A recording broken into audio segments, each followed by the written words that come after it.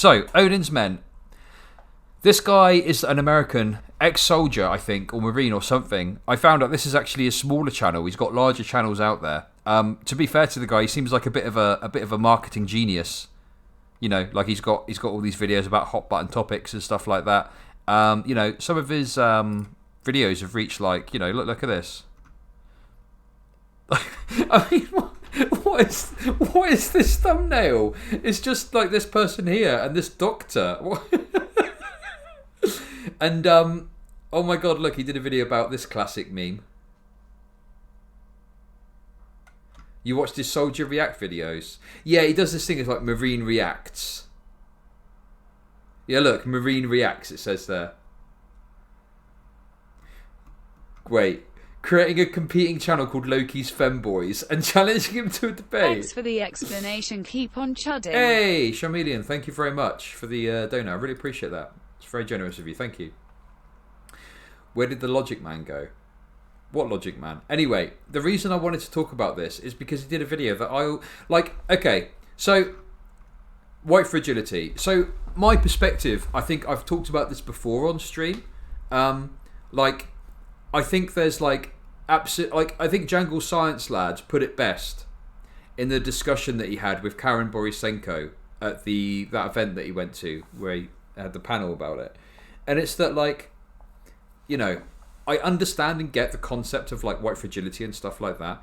I just think as a tool for kind of helping people to like understand issue, like, I think my problem with it is that sometimes there's a risk that you're going to individualize what are like systemic issues. Like, I think of course we should all try and recognize, like, you know, like the ways that these systems work and stuff like that. But I don't like the idea of like individualizing it and making it like, oh, you've just got to attend enough anti-racism seminars and then racism will be solved. Like, I think the issue is much broader than that. Do you know what I mean? And, you know, I think that as a concept it could be interesting to discuss as a form of analysis, but also sometimes it can be used in a bit of a shitty way. So anyway, my point is, I go into this video not just to be like, oh, I'm going to defend White Fragility, the book, and Robin DiAngelo, because that's not really what I'm about with this. I'm interested to see what his points are, and we'll see if he makes any sense. Okay? It doesn't help much in real life. Well, this is the thing, right, with it, that I think, right? It's like, okay, so we recognise that white people find it difficult to talk about racism, and it's why would you make it worse by going, oh, you're doing white fragility? Like, it doesn't make any sense to me. You know, that you know, you're pointing out the discomfort to what, try and make them more comfortable. Like, I don't fucking know. I just think there's better ways that you can talk about this stuff, you know, in a way that brings people on board rather than gets their back up. And yeah, the seminars are just like, I don't know. It's just it's like a corporate response to try and deal with this bullshit, you know. Anyway, let's get into this, okay? To be white in so many ways is to be raised to be functionally illiterate on the topic of race. Well, another education. Wait, what? I kind of agree with what that person said, though. Let me hear it again. To be white in so many ways is to be raised to be functionally illiterate on the topic of race. I mean, I kind of agree with that, yeah. Like, that's correct, right? Like, I don't disagree with that at all. I think that's true. Like, yeah, of course. The thing is like, when you're white, like, that's the whole point of whiteness, right? It's considered the default, you know? It's like the default character situation. And yeah, you don't really think about it, you know? I don't know. It's kind of weird to me that we're pausing that to make out that that's ridiculous, but I don't know. I kind of agree with that personally, but anyway, let's continue. Well, another education program here I'm offering you. There's a book this one wrote, bestseller, White Fragility. The YouTube algorithm decided I should see this, so I took the dive for you. As painful as it is, you need okay, here we go. Let's go. I am white, and part of being white is that I was not raised to see myself in racial terms. I mean, I understood that somebody had race, but not really me. But to be white is to see oneself outside of race. Now, how do these people come up with this shit? They've made it so complicated. See, I'm older than most of you people watching this. Wait, hang on. How is this complicated already? I don't know, like, I understand that Abso-fucking-lutely, okay? There's people out there that engage in like super academic language when having like casual conversations or tweeting about things. And it gets very fucking confusing for people, you know? And of course, if you're coming to this from an outside perspective, you might be a bit like, oh shit, what does this all fucking mean? And I'm a big believer in like explaining concepts in a simple way to make people understand, or explaining them in a way that isn't going to get their backs up, right? It's like if you were having a conversation with a friend about something, I'm pretty sure that you would endeavour to do it in a way that would make it as... and you had to challenge them on something, right? I'm fairly certain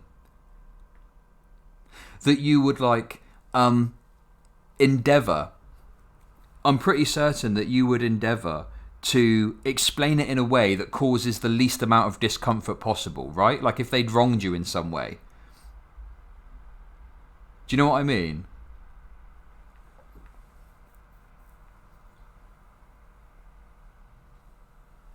So, like, of course, you know, you should try and do it in a way that is going to come across well and you're going to get on. But, like, in this video, I don't really feel like Robin DiAngelo's really doing that. I think she's explaining it in fairly simple terms. Do you know what I mean?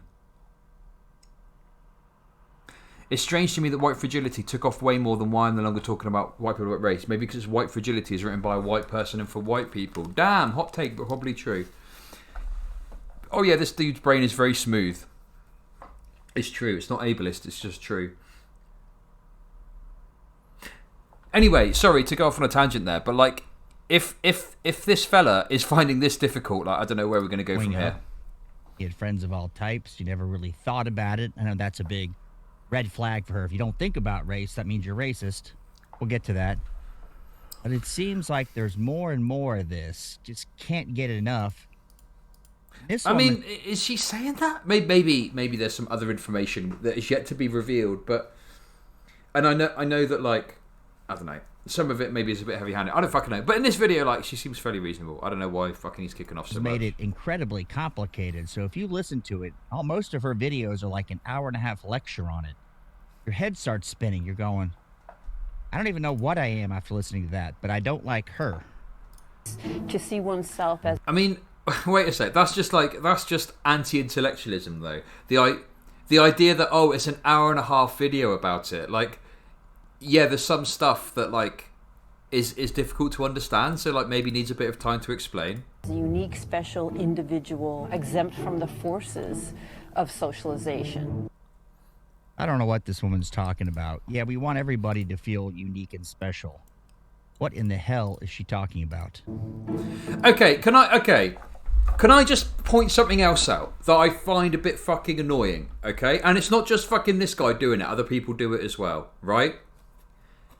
It's like, just because you don't understand the point someone is making, okay? Although sometimes people can use flowery language and stuff, and I kind of think that's a bit silly sometimes, but like, just because you don't understand a point someone is making doesn't mean they're not making a valid point. Right? Do you know what I mean? Yeah, exactly. I just don't understand this. It's like, that's okay. Like, if you don't understand something, that's fine. But like, making this video be like, oh god, what is this person? I don't even fucking understand what this person's trying to say. This is fucking ridiculous. Like, come on, that's just very fucking weak. Yeah, I don't understand, so it's wrong. That's exactly the logic that people operate on sometimes, you know? I'll never forget a moment of standing beside a black man leading a workshop on race, and a white woman said to him, I don't see color. He said, well then how are you going to see racism? Because I am black. She's missing the big point on purpose. When you say, I don't... Wait. Okay, wait a second. Maybe try a little bit harder to understand. I mean, yeah, that strikes me as like, yeah, I get that. When people say like, I don't see race, it feels like a bit of a cop out. Do you know what I mean? And yeah, now he's going to do some analysis third hand on this fucking interaction that I don't fucking know. See color. What everybody means is they don't look to color to disqualify somebody. We all see If I've got a goatee, you see it. If you're really tall, I see it. We all see it. The question is, do you use it against the person? That's what that means. Why is she taking a simple statement and making it hard to understand? Oh, because you're doing the thing that everyone fucking does. Most people do. Where you individualize racism along the lines of interpersonal conflict, okay? And it's the ideas that I mean, this video hasn't really presented them. We're getting cut in like very quick terms from the video to go back to this guy speaking. But like, first of all, the ways in which that like racism embeds in our system is different from an intrapersonal issue where someone might engage in racism against someone. And also, this comparison with facial hair is ridiculous. Because people don't fucking get it. Well, I mean, actually, maybe in some cases they do. I mean, I've got like a big beard, and I wouldn't be able to go and work a normal job with it. I'd have to trim my beard, you know. But you know, it's like it's not the same as being black. You know, you can't change being black. I can change having a beard if it really came down to it. Seeing colour means seeing injustice and systemic racism in the world. It's not just about you. Yeah, precisely. That's exactly my point. And he can only really view it on terms of, am I being nice to this individual black person or not? Like, that's the way these people's minds tend to work. And like I say, it's not just him that's guilty of this. Loads of people are guilty of this. That's the part about these people I despise. I do think you know that, and I have a different experience than you do. And you're not going to be able to understand that, and you're not going to be able to support the parts of that experience that are really painful and problematic if you refuse to acknowledge my reality. You know, everybody's got a different experience from somebody else. I mean, she's... Okay, I know Robin DiAngelo gets like shit on a lot and stuff, even by like lefties, but I mean, I don't really disagree with like what she's saying here so much. Like, yeah. If you came from Vietnam as a refugee in the 70s, your experience is different than my experience. If you came from the Middle East, say you came from Somalia, or the 90s, your experience is different. However, we try to blend in. We all try to get along, make it work, not try to dissect it so much we all feel guilty. I don't see color as really a way of saying I refuse to acknowledge your reality. I was curious about this, wanted to hear what somebody who's black, successful thought about it. Who better than Denzel Washington? Let's take a listen to what he has to say. Oh my god! Why is he freaking Denzel Washington out of nowhere? What the fuck? Liberal professor hasn't done anything except talk about it, and no less make a fortune off her book. Don't forget that, which I'm all about making money. But what has she done? Put your money where your mouth is, lady. Robin. About the issue of race relations, because the film touches upon that. Right now, under President Obama, over the last 8 years, in your mind, have race relations improved under his leadership? All right, before Denzel answers that. Wait! I'm going to pause you now, motherfucker. Why has he paused him there? I want to hear what he's got to say. I'm enthralled. What do you think he's going to say? Now, that was during the Obama era. At one point, he controlled the House, Senate, and executive branch, right? Okay. Had all the powers, right? Yeah, I know all this. Left and right. Just fucking get to it. What do you think Denzel's going to say? Yeah, I don't care. When I watched this, I thought there's lots of ways to go with this. You got to be very delicate. He's in Hollywood. Let's listen. Race relationships have to do with race relationships. You're white or whatever you are. I'm black or whatever I am. We're standing here talking now. That's how we get things done. You can't legislate love. Oh my god! Why can't people view things in terms of systems? Why is it always fucking individual shit with every fucking person that talks about this shit? It's fucking ridiculous.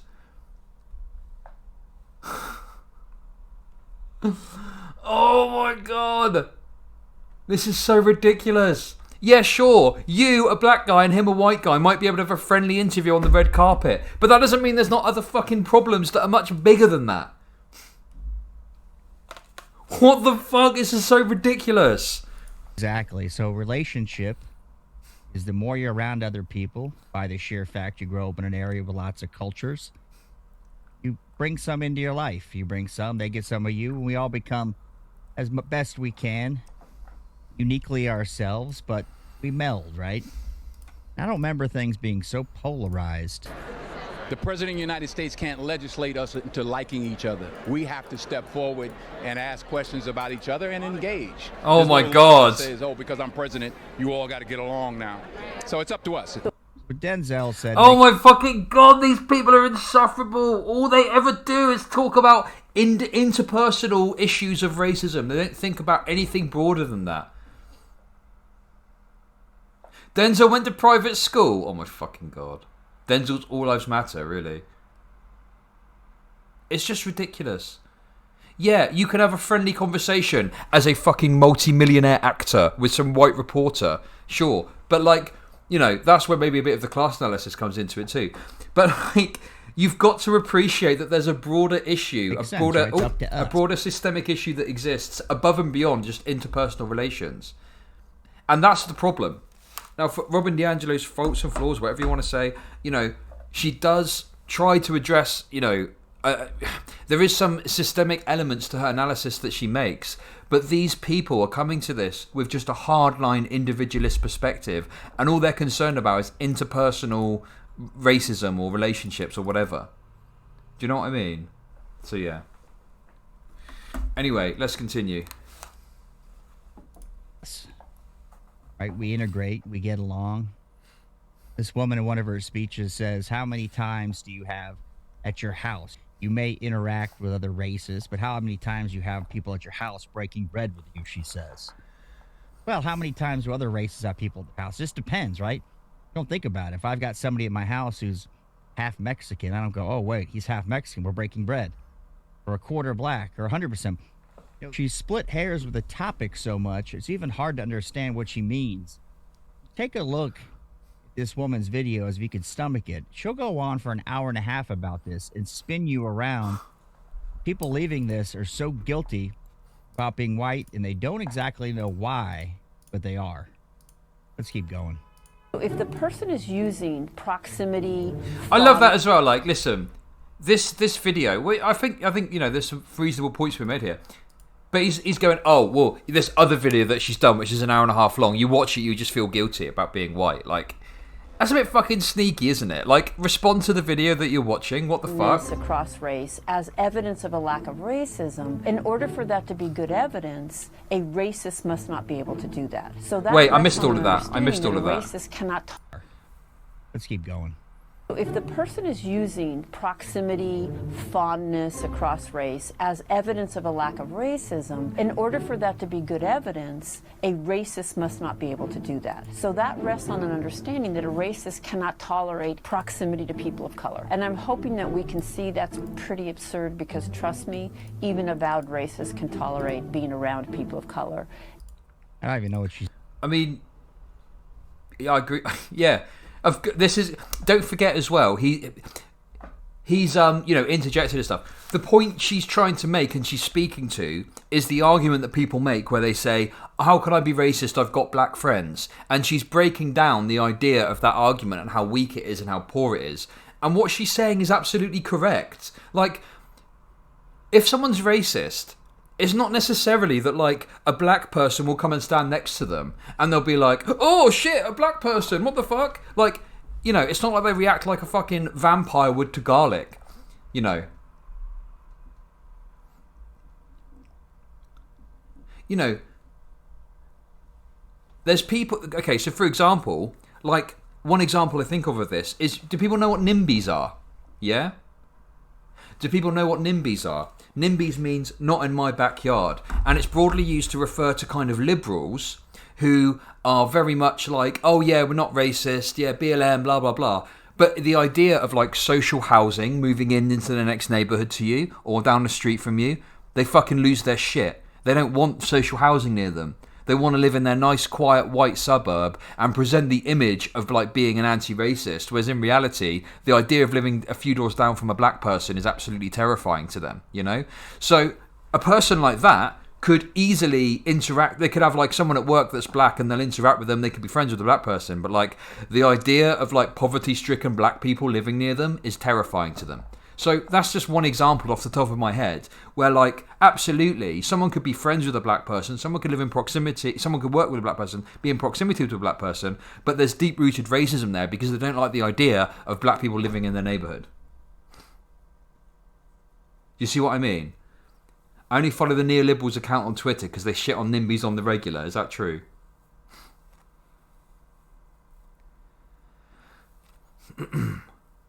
So yeah.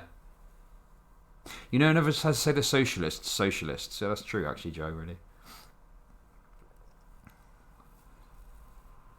Just like how people that are short are prejudiced against. Do you know what stopped the Steal 2020 MAGA? I agree. People that are short are absolutely prejudiced against. I completely agree with you, and I think it's wrong. And I don't think we should attack people on the basis of their height. I don't think we should attack people for immutable characteristics that they don't have any control over. So, yeah, if someone shits on someone for being short, I think that's bad, and they shouldn't do that. So, I agree with you on that one.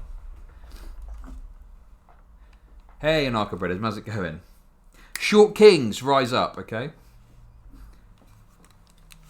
Let's continue. You said, so even avowed racists can tolerate being around people of color. But she says if you can tolerate it, that means you still could be racist. Hang on. I don't even know. Hoping that we can see that's Let me go back. absurd because, trust me, even avowed racists can tolerate being around people of color. I don't even know what she said, so... I don't even know what she said. He keeps doing this. He keeps just vaguely gesturing to the idea of, oh, I don't know what this person's talking about. It's impenetrable. Even avowed racists can tolerate being around people of color. But she says if you can tolerate it, that means you still could be racist. I don't even know what tolerate it means. We're all around different types of people, every one of us. She says these things like just the scum of the earth, right? And I don't know where she got this from. I still try to think in my head, how did she pick this up? Where she feels so bad about herself, instead of going out and saying, what can I do to help any race that needs to be a hand up, right? I don't care what race it is. Poor people need a hand up. Instead, she focuses on one segment of a minority in the country. I mean, look, okay. I don't know about this guy's politics, okay? So it's difficult for me to say, but like, I see this sometimes. Maybe not with this guy. I don't know for sure, okay? But I'll take an angle on it and say it like this. So there are people out there who will complain about, oh, these people only care about black people, blah, blah, blah. We should lift up anyone that needs help. But then when you actually dig into their politics, they're like a hardline individualist who believes in bootstrap shit. Do you know what I mean? It's the classic example of this, so this is going off on a bit of a tangent, is when people in the UK are like, oh, why are we helping out immigrants? We've got our own that we need to help. And then they'll walk past a homeless person and just snub them. Do you know what I mean? Or like, you know, be unsupportive of the idea that we should give more government support to like single mothers or something like that. You know? I love this guy. He's your typical uncle who wants to pretend he understands current events and politics, but is generally pretty clueless. Yeah, absolutely.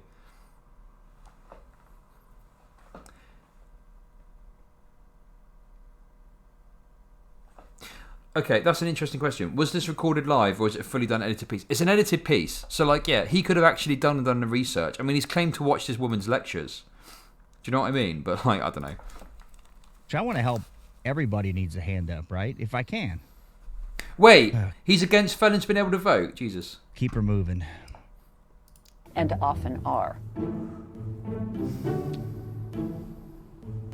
You cannot talk about any other issue without talking about how race informs that issue. And when someone says it's about class, that tends to function as a way to get race off the table. So you can't talk about any issue without talking about race. If we come to that. So if we're talking... I don't think... I mean, okay, so one example of, like, this is why intersectionality is important, right? It's, like, understanding that although, yes, there could be a class issue. So, for example, you know, it's like people, let's say there's people that are poor, okay? So there's a white family and a black family that are both of equal poverty, that are both of equal levels of like, detriment in society, you know?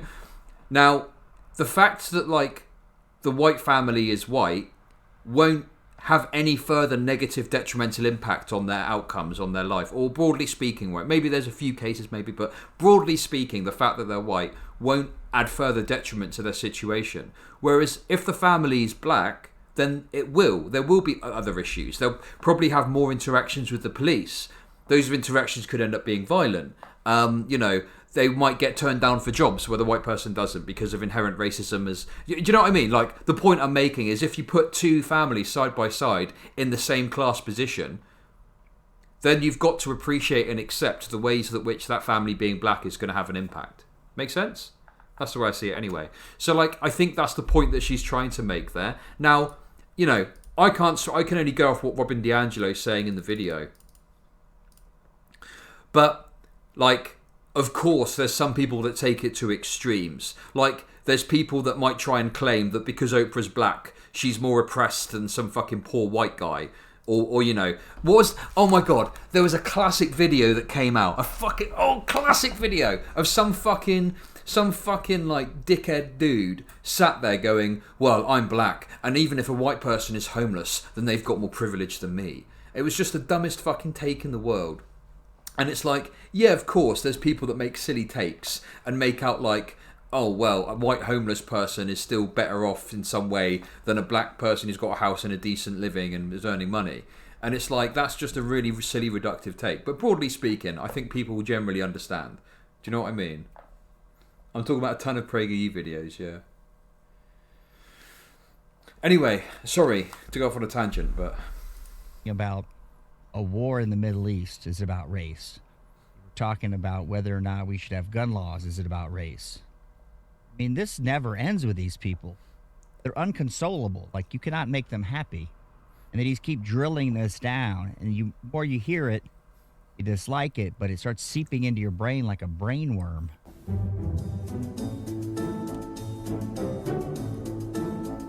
First of all, we're already divided by race. And focusing on race is not what did it. I would say not focusing on race, refusing to grasp.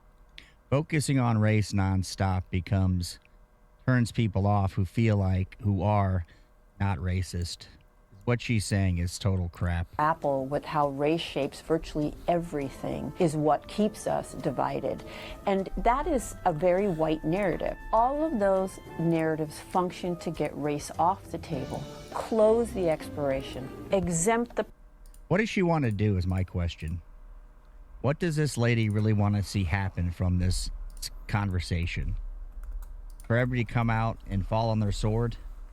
I think that would make her happy. Person from any further... I mean, yeah, listen, my perspective as like a white dude, bro, is like self-flagellating and like really indulging in this idea of white guilt or white privilege doesn't really do anything. Do you know what I mean? It doesn't really do much. Like, it's like when you see those cringy videos of like a bunch of fucking white liberals bending the knee, kneeling for a bunch of black people. Like, it's like, what does this actually do though? Do you know what I mean? It's just kind of a pointless exercise.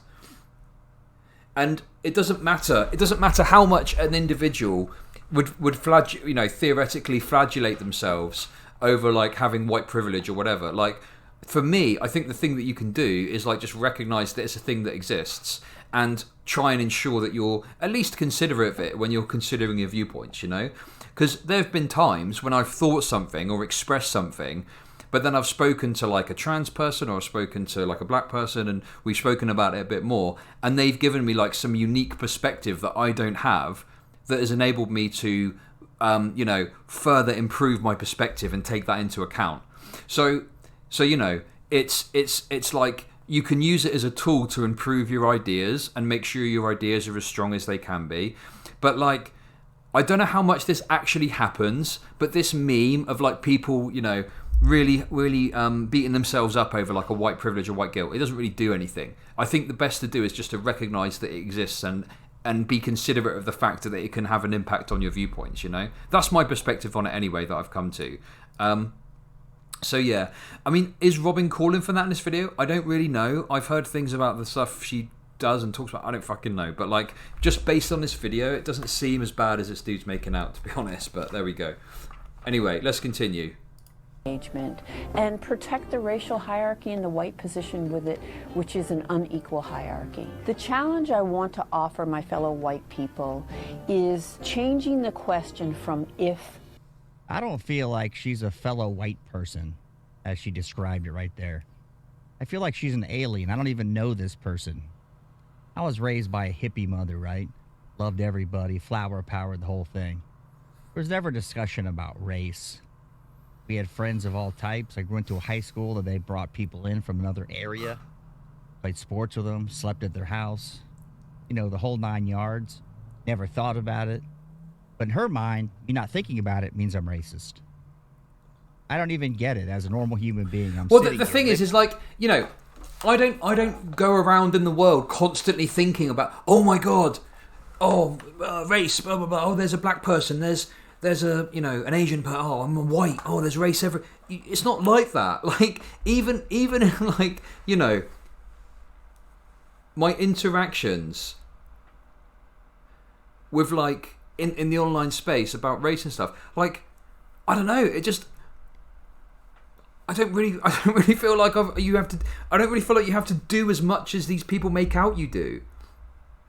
Do you know what I mean? Does anyone feel like they really need to be constantly thinking about this stuff endlessly forever, and they can never, like, I don't know, like, it's just about, I don't know, for me, like, white privilege or intersectionality or whatever, it's just about, like, recognizing things,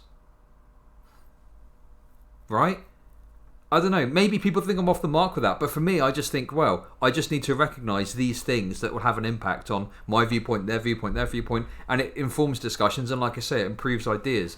But these people make out like it's some enormous fucking thing that they have to do, and it's like a rock they're carrying on their back. Oh, what do you mean we got to think about this stuff? It just isn't like that. I don't know, it's the reality that these people present of what this kind of stuff is so different to what the actual reality is. And of course, if you watch a video of Robin DiAngelo talking about this stuff, or you go and watch one of her lectures, then yeah, you're exposing yourself to, like, the purest expression of these ideas that exist. People just there specifically to talk about these things. You know? I don't know. I just think it's so overwrought in terms of what people actually, like, need to do with it. Like, yeah. Bit fucking weird.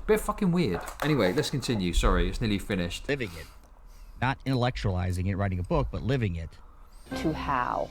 So dominant culture asks if I'm racist. And I want to change that question to how have I been shaped by the forces of racism? How is racism manifesting in my life? Because it circulates 24/7, 365.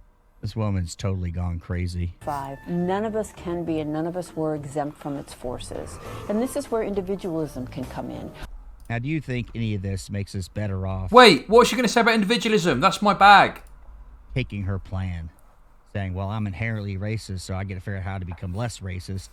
I didn't know I was racist. You know, where does it end? If you're half black, are you part racist? If you're quarter? If you're wealthy or not wealthy? I mean, you see where this goes. It goes nowhere fast.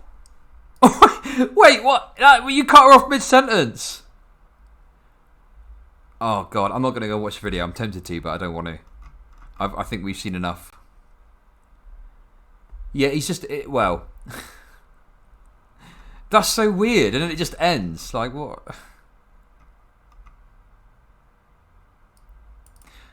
I'm not racist. I hate everyone equally. Okay.